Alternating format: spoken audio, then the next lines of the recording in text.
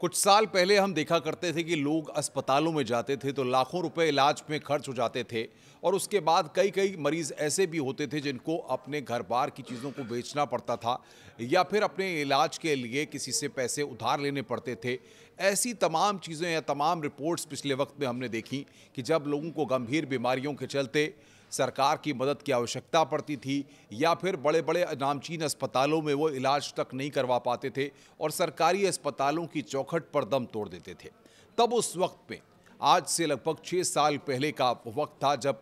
आयुष्मान भारत प्रधानमंत्री जन आरोग्य योजना की शुरुआत की गई थी। सबसे बड़ी बात यह है कि इस योजना के जरिए जहां पर गरीब परिवारों को, मध्यम परिवारों को इस योजना से लाभ मिला, वहीं इस योजना के तहत 30,000 अस्पतालों का एक नेटवर्क जो है वो जोड़ा गया, जिसके ज़रिए लोग जो है जब अब बड़े नामचीन अस्पतालों में जाते हैं तो बाकायदा उनका आयुष्मान कार्ड बना होता है। उस आयुष्मान कार्ड के ज़रिए उनको जो पैसे की रियायत होती है, जो इलाज होता है, वो कहीं ना कहीं 5 लाख रुपए तक की रियायत का जो इलाज है वो उनके लिए यहाँ पर होता है, जिसमें जो गंभीर बीमारियाँ हैं उनका भी इलाज होता है। 2-3 बातें यहाँ पर बड़ी महत्वपूर्ण हैं जिनका मैं जिक्र करना चाहूँगा आयुष्मान भारत जन आरोग्य योजना को लेकर के कि 23 सितंबर 2018 को आयुष्मान भारत प्रधानमंत्री जन आरोग्य योजना की शुरुआत की गई थी और अब तक 30,000 अस्पतालों का नेटवर्क इसमें जुड़ चुका है। सबसे बड़ी बात यह है कि पैकेज के जो रेट्स होते हैं जो वो भी रिवाइज यहाँ पर लगातार किए जा रहे हैं और अभी अभी सबसे महत्वपूर्ण ये भी हुआ है कि केंद्रीय कैबिनेट ने जो बात कही है कि 70 साल या इससे ज़्यादा उम्र के सभी बुजुर्गों को आयुष्मान योजना में लाने के फैसले पर अमल करने के लिए यूज़र फ्रेंडली पोर्टल भी तैयार कर लिया गया। यानी कि अब पोर्टल तैयार है, आप उस पर अप्लाई करिए और उसके बाद आप भी आयुष्मान कार्ड की जो तमाम योजनाएं हैं उनका लाभ यहां पर ले सकते हैं। वहीं इस उम्र के जो बुजुर्ग पहली बार इस योजना से जुड़ेंगे उनका आधार नंबर इससे अटैच करना होगा, क्योंकि 70 साल से ज़्यादा उम्र के वो होंगे और उनका आधार उसमें अटैच नहीं हुआ होगा तो वो आधार कार्ड का नंबर उनको अटैच करना होगा, उनका आधार नंबर लेना होगा। आधार कार्ड में दी गई जन्मतिथि से ही उम्र का आकलन किया जाएगा, यानी कि जो आधार में डेट ऑफ बर्थ लिखी गई है उसके आधार पर यह फाइनलाइज होगा कि उनकी उम्र कितनी है और 70 साल से ज़्यादा के जो है उसमें वो गिना जाएगा। 60,000 हार्ट की बाईपास सर्जरी, स्वास्थ्य सचिव अपूर्व चंद्रा का इस पूरे मामले पर कहना है कि पिछले 6 सालों में आयुष्मान योजना से 60,221 हार्ट बाईपास सर्जरी हुई हैं,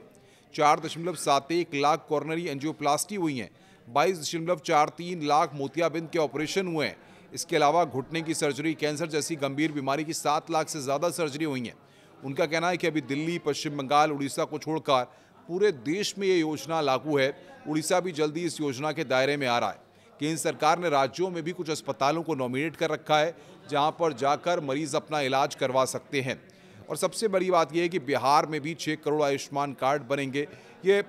जो रिपोर्ट्स है अलग अलग राज्यों की, और इस योजना में 6 साल बाद पैकेज रेट में बढ़ोतरी हो सकती है, इस तरह की जानकारियां भी हैं। स्वास्थ्य मंत्रालय ने इस योजना में ज़्यादा से ज़्यादा अस्पतालों को जोड़ने, पैकेज सिस्टम में सुधार करने, अस्पतालों के बिलों के जल्द से जल्द भुगतान को लेकर भी बड़े सुधार लागू करने की तैयारी कर ली है। यानी कि आप इससे समझ सकते हैं कि आम लोगों को और ख़ासतौर से बुजुर्ग लोगों को जिनकी उम्र 70 साल से ज़्यादा है, जो केंद्रीय कैबिनेट ने अभी फैसला लिया है 70 साल से ज़्यादा के जो उम्र के लोग हैं उनको आयुष्मान कार्ड बना करके इस योजना का लाभ देने की, ताकि जिस एज में जब लोग बुजुर्ग हो जाते हैं, जो गंभीर बीमारियां होती हैं, उम्र की बीमारियां होती हैं,